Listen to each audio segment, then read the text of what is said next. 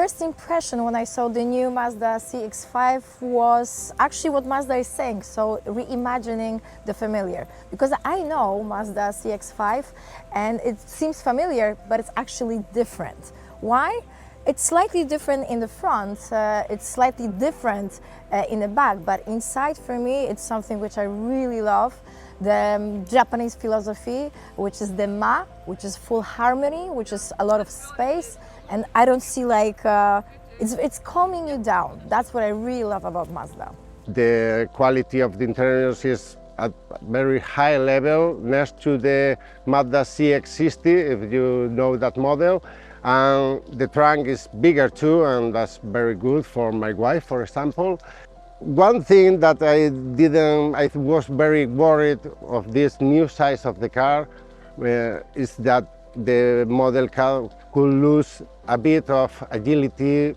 Was one of the very good performance of the previous CX-5, but it hasn't lost it so much. It's a very well balanced car performance with the chassis and the suspension. I love it. I could drive it in several roads near to Barcelona, and it's a very good car. First of all, with comfort, and with balance with steering wheel and suspension too.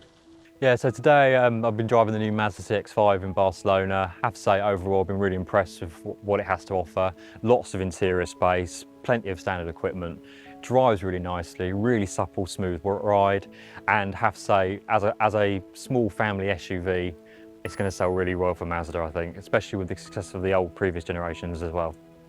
Obviously, the technology is at a very high level, and the Google Inside software, it's the perfect solution for navigation, because it can talk with the car and also have all the information, all the traffic news and all the new roads that only a software, only a map service like Google Maps can really provide.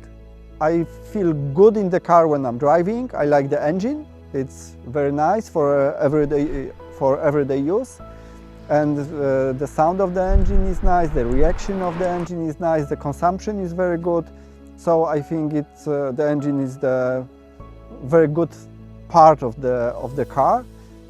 Y la verdad es que a pesar de este pequeño trayecto ha sido cortito, pues el coche va muy bien. Es un coche súper silencioso y creo que Mazda ha hecho un trabajo excelente, sobre todo porque estamos hablando de un segmento que hay muchísima competencia y tanto por medidas como por capacidad de maletero creo que Mazda ha dado en el clavo. Además, esta versión microhíbrida con 141 caballos es suficientemente potente como para hacer un uso familiar durante toda la semana, incluso para salidas en vacaciones o de fin de semana.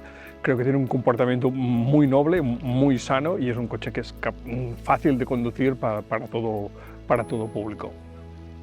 L'auto è cresciuta e c'è davvero tanto spazio, ci sono delle piccole chicche che secondo me funzionano, come può sembrare di poca importanza, però aver ampliato l'apertura della porta, io ho una bambina piccola, è molto comodo per caricare bambini e oggetti, e questo sicuramente aiuta soprattutto nella vita di tutti i giorni. Poi c'è questo motore che mi è piaciuto anche perché per una volta durante questo test drive i consumi dichiarati sono stati di circa 7 litri ogni 100 km, invece nella mia prima prova ho registrato consumi inferiori a quelli dichiarati dalla casa, e questo sicuramente è un grande valore aggiunto perché non capita molto spesso. E poi ci sono gli interni. Io personalmente non sono un amante dei grandi schermi e di questa massiccia digitalizzazione dell'abitacolo, però in questo caso ho trovato un sistema operativo innanzitutto molto veloce e poi anche facile e intuitivo nel cercare e nel trovare i vari menu, le varie funzioni che si desiderano. Ecco, questa cosa è un altro aspetto che secondo me è importante nelle auto moderne, perché se una persona poco tecnologica come sottoscritto riesce a utilizzare questo sistema, vuol dire che funziona e vuol dire che è anche molto semplice. In generale la trovo una vettura che sa davvero il fatto suo, perché è